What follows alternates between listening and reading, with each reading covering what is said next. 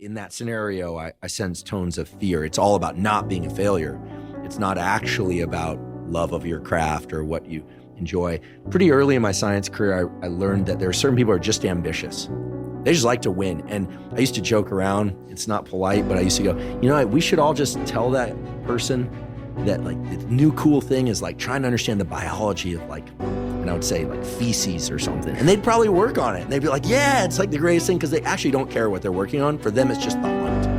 And I learned that actually people like that can serve an important role because there's actually a whole microbiome. There are actually labs that do work on feces. So forgive me, my colleagues that work on microbiomes. But in all seriousness, people who are just ambitious can be very effective because you put a problem in front of them. It's like a dog that'll just retrieve. It's like they just go, as opposed to love of retrieving for retrieving's sake. It's like you give that same dog, the analogy here would be give that same dog a high jump and they're like into high jumping, right? Or whatever it is, or diving underwater.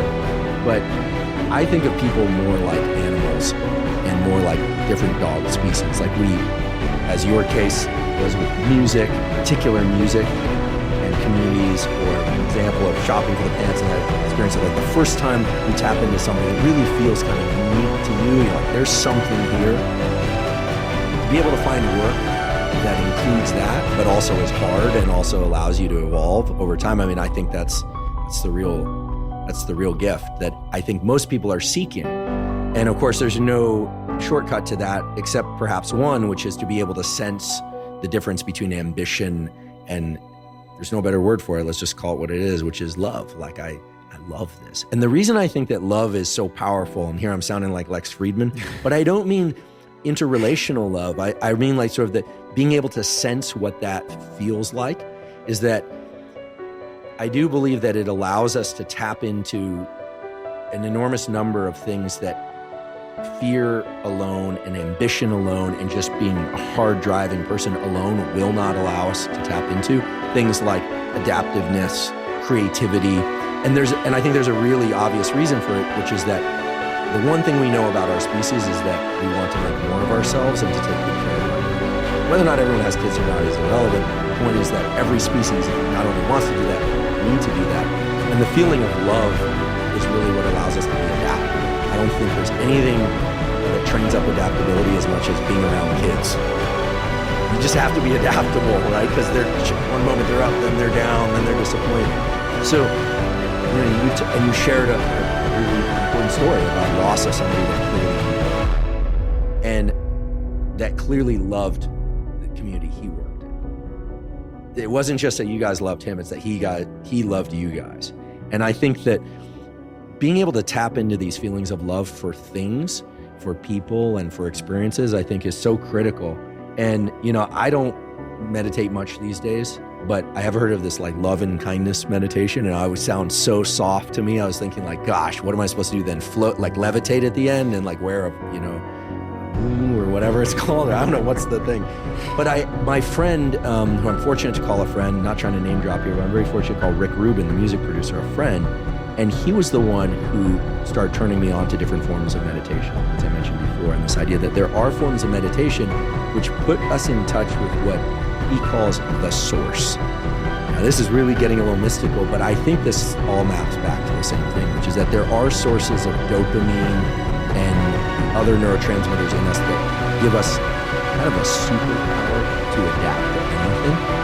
And I think it's at least includes love, because that's the most adaptable emotion by definition because of what's required for evolution.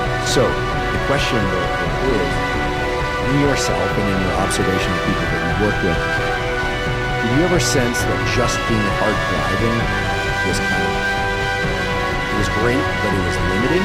Like, did you ever sense that like by liking the people you work with, you could perform much better? Even if they perhaps were not as hard, to kind of borrow the common parlance around this, they weren't as hard as everybody else, that because you like each other so much that you can kind of do anything? Well, if you have a team of 10 people and you all have a great relationship and you get along well, and you're going against my team and we all hate each other, and who's going to win? The team that loves each other is going to win, 100%. I would hope. It's not even close. It's not even, as a matter of fact, if you work for me and you don't like me, What kind of performance are you going to give me? It's going to be tough. What if you love me and I've looked out for you and I've done everything for you and I've taken care of you? What kind of performance are you going to give me? I'm like everything a dog, I'd die for you. So, yeah, and earlier you asked about the human animal and human nature. And this is part of leadership. I got asked this question the other day by I was working with a company. And the guy says, how do I identify what are the characteristics of someone that can execute, and how do I identify those characteristics in a person so that I can get those people? And I said, well, first of all, the characteristics are the characteristics that everybody's, obviously someone that's driven, someone that can communicate well, someone that's going to make things happen. Those are pretty simple to know. We know what they are. How do you identify them? It's pretty simple as well. I give you a task. I give Andrew a task. It's a pretty simple task. If you get it done, cool. Give you a little bit more complex task. Do you get it done? Yes.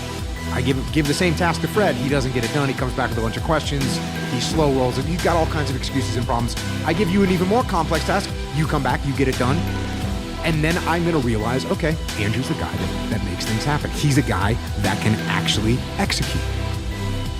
And it's a little bit what you said. I mean, there's certain breeds of dogs, but even that is, they're not as different as human beings are, right? Like there are some, so now there are some guys. I've got Andrew who will make things happen.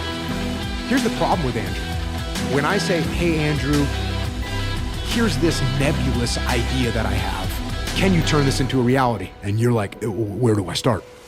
I'm not sure where you want me to go. Meanwhile, I gave it to the guy that didn't make anything happen with specific tasks that I gave him. And he comes back and says, I say, hey, I got this nebulous idea. Can you see what he goes, oh yeah. And all of a sudden he takes it and he says, hey, I figured out a way to make this happen. So you might have someone that's very good at executing, but they're not very creative. I might have somebody that's very creative, but they're not very good at executing. So what do? I build a team where I've got Andrew and Fred, and they work together. And Fred comes up with good ideas, and we bring them to Andrew, and Andrew goes and executes them. So that's what we're doing from a leadership perspective, is we're letting people's nature execute, and we're putting people into roles where their nature is beneficial. I'm not going to take someone that's shy and introverted and put him out in a lead sales role. I'm not going to take somebody that's boisterous and extroverted and put them into a cubicle where they're going to be looking at spreadsheets all day. Clearly, I'm not going to do that. So what we have to do as leaders is we have to find the right people for the right role, and we place them into those roles. Now, does it mean that I abandon all hope that the guy that's an introvert will ever develop more communication skills? No, I'm still going to work with him. And over time, we'll get him a little bit moving in the right direction. But I'm not going to take somebody that's a total introvert and turn them into a lead sales guy. That's not going to happen any more than I'm going to change a tiger stripes. So that's what we have to do, is we have to help people as leaders. We have to help people find the role and find the thing that they're good at. Now, does that mean if I have someone that loves their job, they're going to do better at it? Absolutely. Does it mean that if I have somebody that's driven just by achievement, that they're going to be good at their job? No, in fact, well, they can be. There's going to be certain roles I can put them in. Right? If I've got a sales number I need to hit, and Andrew's super into achievement, and he wants to be the golden child and wants to have his picture on the magazine that we put out about our industry, cool. I can throw this task at you, and you're gonna go and get it. The problem is, if there's something that's gonna take more perseverance, and the reward isn't that high, or it's a long-term goal, you're probably not the right guy for the job. So, liking your job is absolutely critical. And if you love your job, you're going to be able to most likely excel at it. Now, you could be an unfortunate person that loves your job and is not good at it. That happens occasionally, right? Yeah, but it seems pretty rare. It reminds me of your skateboarding career. Yeah, you loved skateboarding, but you just weren't that good at it. I wasn't that good at it. But you know what I loved more than skateboarding?